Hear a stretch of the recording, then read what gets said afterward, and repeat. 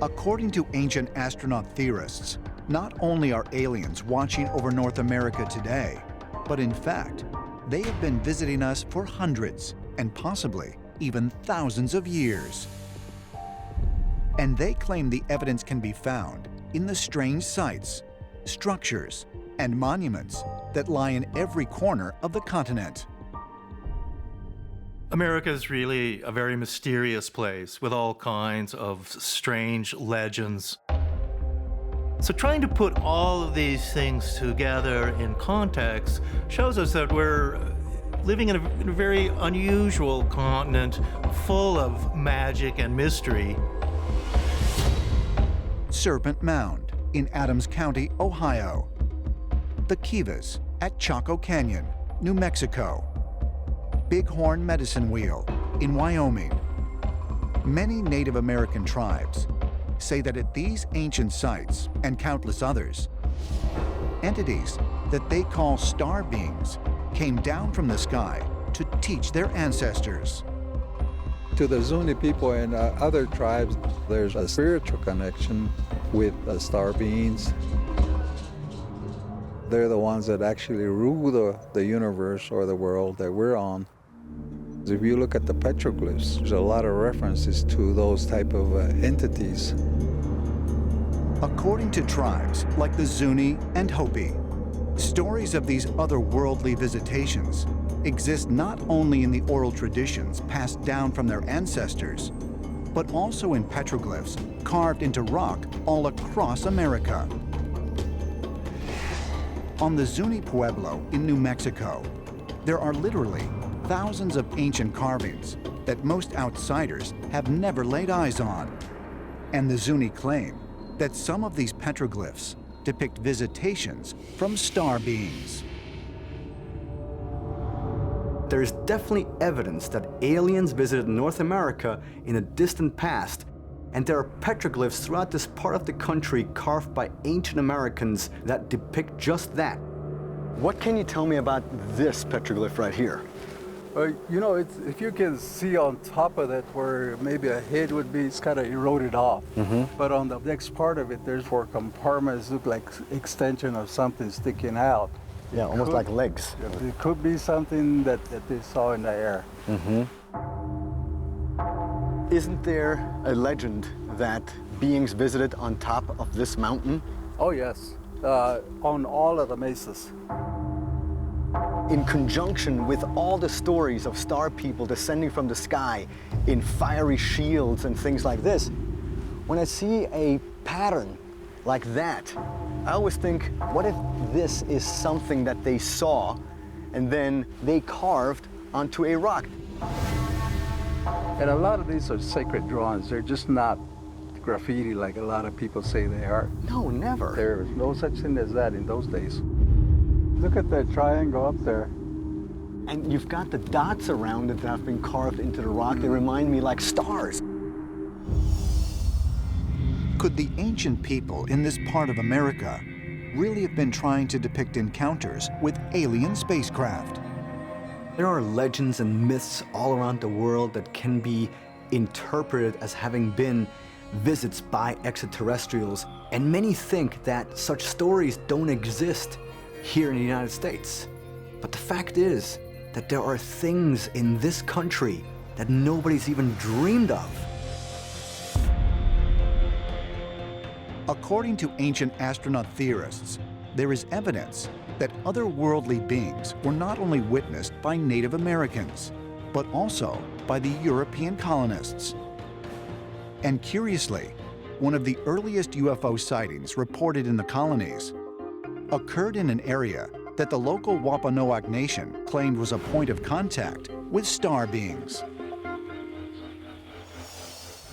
The Hockomock Swamp, southeastern Massachusetts. Located 25 miles south of Boston, in and around the suburban town of Bridgewater, this vast wetland is infamous for being the heart of the Bridgewater Triangle. According to Native American legends, this 200 square mile region has been a hotbed of UFO sightings dating back to before Columbus arrived in the New World. Within the Bridgewater Triangle, a huge amount of interesting paranormal activity has been reported, including very high numbers of UFO sightings. Some people speculate that maybe it's the presence of the Hockomock Swamp. The very name Hockomock means place where evil spirits dwell. European colonists settled this area in the 17th century, but the stories of paranormal activity here go back long before that time. Time and time again, we see stories about beings that live in the sky, flying canoes, what are apparently spaceships that land, people that get out and interact with the Native Americans. On May 10th, 1760, in this same area where Native Americans say star beings interacted with humans, European colonists reported seeing mysterious lights in the sky. The account appeared in a publication that was read throughout the English-speaking world called The Gentleman's Magazine. According to historical records, at 10 a.m., a sphere of fire appeared that emitted a light bright enough to cast a shadow in bright sunlight.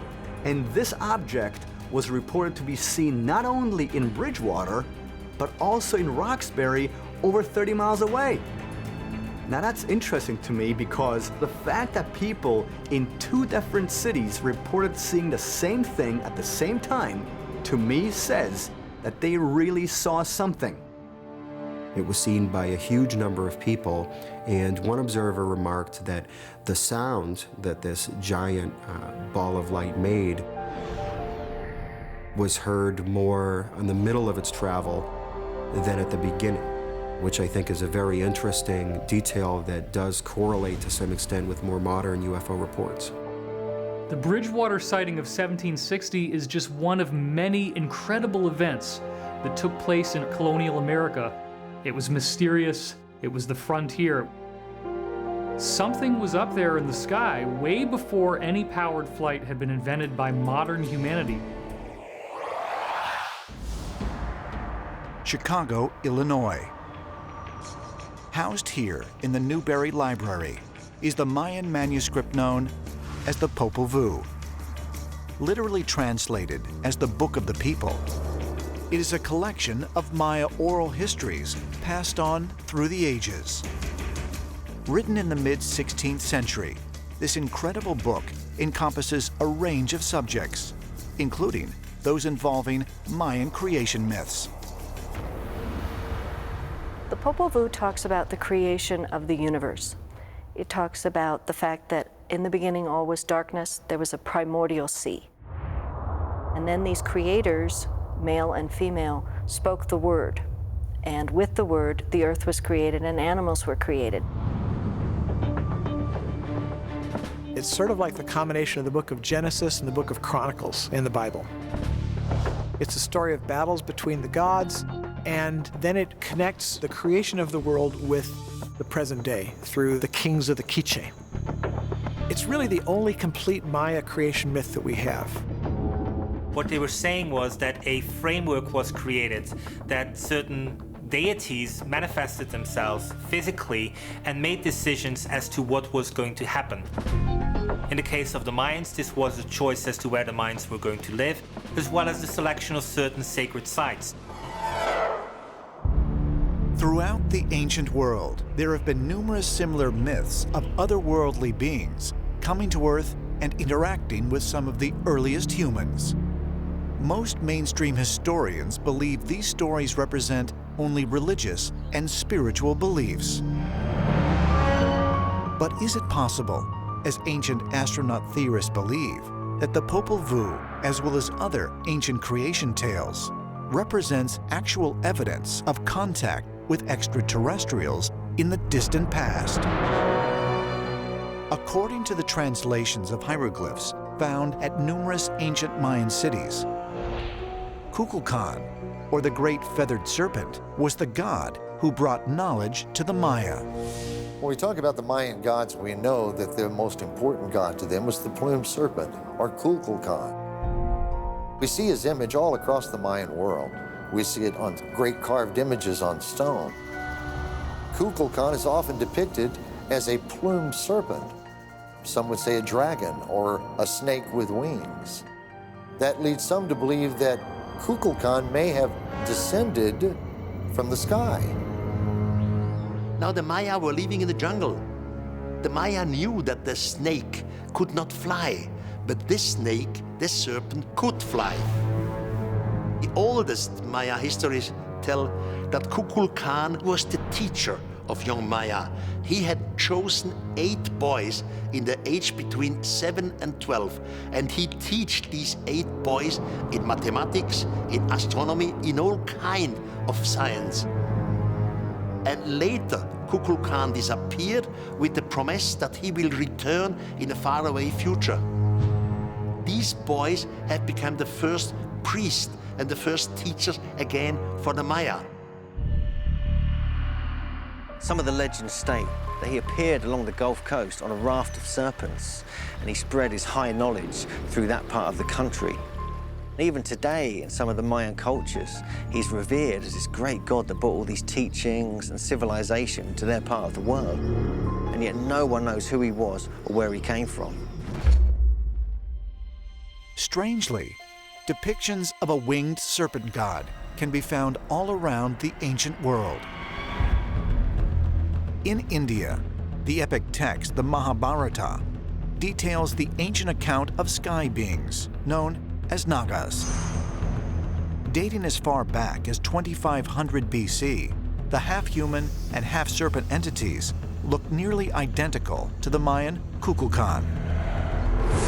And ancient Chinese mythology from the 5th millennium BC describe flying dragons that are eerily similar to the serpent god depicted in Mesoamerica. To the peoples that preceded the Inca in Peru, similar ideas were put upon characters like Quetzalcoatl, the feathered serpent, who was this wisdom bringer, sometimes said to have come down from the sky world, and once again bringing the rudiments of civilization to the peoples of Central America. There is a common thread among many ancient cultures of the Americas when it comes to plumed serpent god. The Cherokee, for example, believe that time, their calendar, is based upon a rattlesnake that they can see in the night sky, perhaps a constellation. So the idea of a serpent or a snake or a dragon is common among many ancient cultures, and not just the Maya or the Mesoamericans. The snake is the giver of wisdom in so many cultures, and it gives the tools of civilization, working with metals, working with other instruments, certain knowledge, certain aspects of life, and that it really gives this knowledge to certain people, and that he places these people in a position whereby, from their social position, they are able to give this to the rest of their culture. All these cultures were far apart from each other, sometimes by thousands and thousands of miles. So how is it possible that all these societies came up with not similar, but identical stories? Was it really flying snakes or gods that were snakes? Of course not. It was misunderstood technology. Some types of vehicles were witnessed that descended from the sky, out of which people came, astronauts, that instructed people of different cultures in different societies in certain scientific disciplines.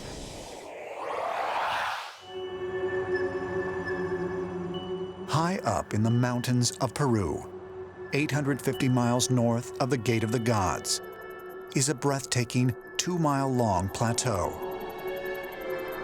Another area of reported high magnetic energy. For centuries, it has been considered a powerful sacred place among the Incan people. It's called Markawasi. Markawasi is a very beautiful region in Peru. Markawasi is said to have had very bizarre energy. People go there and they experience bizarre energy patterns. The local people say it is a place of the wizards and gods and genies of old. and they treat it with a great deal of veneration. When people go there, they report a special kind of frequency and energy, a euphoria, in fact. Most geologists consider the many stone formations on the plateau to be naturally formed, born of millions of years of erosion and other natural processes. But is there more here than first meets the eye? Some consider Markawasi to be a massive sculpture garden, filled with carvings left behind by an ancient civilization. This is a region whereby stones are not just stones. What we have here is almost like a Disneyland of the gods. The question then is this a purely natural phenomenon, or is this something more? Could this be not just a collection of rocks, but a sanctuary of stone monuments made by people tens or even hundreds of thousands of years ago? Researcher Daniel Russo was the first to make this claim in 1952. Daniel Russo was shown a photograph of a huge, colossal stone head up in the high mountains above Lima. And he made an expedition there just to see this stone head. But he was astonished to find that on this tiny mesa were hundreds of carved stones.